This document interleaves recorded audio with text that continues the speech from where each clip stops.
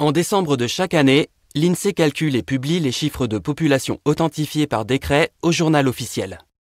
Ces chiffres garantissent une bonne prise en compte des évolutions démographiques et conditionnent la vie des communes et de leurs habitants au travers des dispositions législatives et réglementaires qui s'y réfèrent. Les calculs de population utilisent les résultats des 5 dernières enquêtes de recensement. Pour assurer une égalité de traitement entre les grandes communes recensées chaque année et les communes de moins de 10 000 habitants enquêtées l'une des 5 années du cycle, ces chiffres sont relatifs à une même année.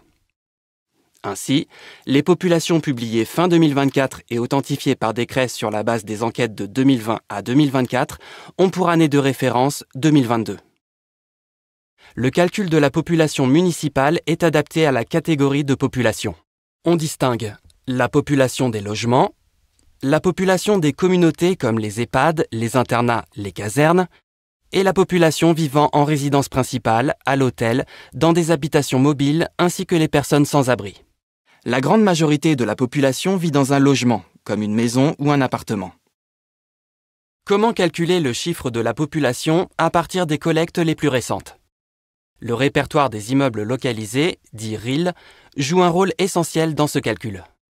Le RIL comporte l'ensemble des bâtiments habitables de la commune, les adresses d'habitation, les communautés et les établissements touristiques. Pour garantir la qualité des estimations, il est nécessaire de veiller à la qualité du RIL, notamment en intégrant les nouvelles adresses. Pour cela, l'INSEE intègre les permis de construire dans le RIL. La commune signale quand le bâtiment correspondant est habitable. Dans les grandes communes de métropole, le calcul de la population est réalisé par quartier, de façon à tenir compte de la spécificité territoriale et assurer leur représentativité. Le RIL permet de connaître le nombre de logements du quartier. Par ailleurs, dans chaque quartier, le nombre moyen de personnes par logement est calculé à partir des 5 dernières enquêtes de recensement.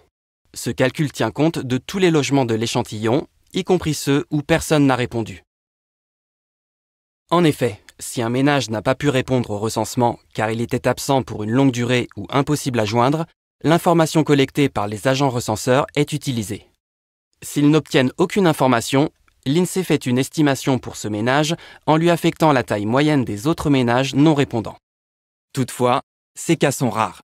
Plus de 95% des ménages répondent au recensement. Dans chaque quartier, la population des ménages ordinaires est égale au nombre de logements issus du RIL, multiplié par le nombre moyen de personnes par logement, calculé d'après la collecte du recensement. Enfin, une fois calculées les populations de tous les quartiers, on les additionne afin d'obtenir la population vivant en logement dans la commune. Dans les DOM, on ne dispose pas d'une actualisation annuelle du nombre de logements du RIL sur l'ensemble du territoire de la commune. L'estimation de la population des logements ordinaires s'appuie uniquement sur les 5 dernières enquêtes de recensement. Et pour les autres populations. Concernant la population des communautés, on distingue 2 situations. Les communautés recensées en 2022 ou avant, et celles recensées après 2022. Pour les communautés recensées en 2022 ou avant, la population est égale au chiffre de la dernière collecte. Seules les fermetures ou les ouvertures de communautés sont prises en compte pour faire évoluer cette population. Pour les communautés recensées après 2022, on connaît la dernière population diffusée, celle relative au 1er janvier 2021, et la nouvelle population recensée. On fait l'hypothèse que la variation de population est régulière entre-temps, pour réaliser une interpolation entre ces 2 points. Enfin, concernant la population des hôtels, des habitations mobiles et les personnes sans abri, la population est égale au chiffre de la collecte la plus récente.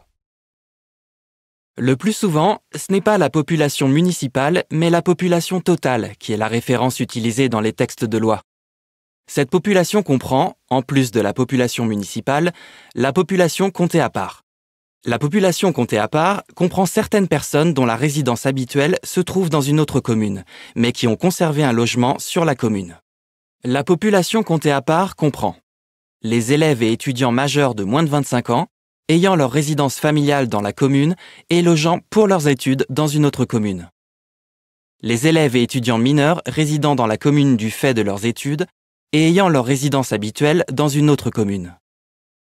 Les personnes ayant leur résidence familiale dans la commune et résidant habituellement dans une communauté d'une autre commune.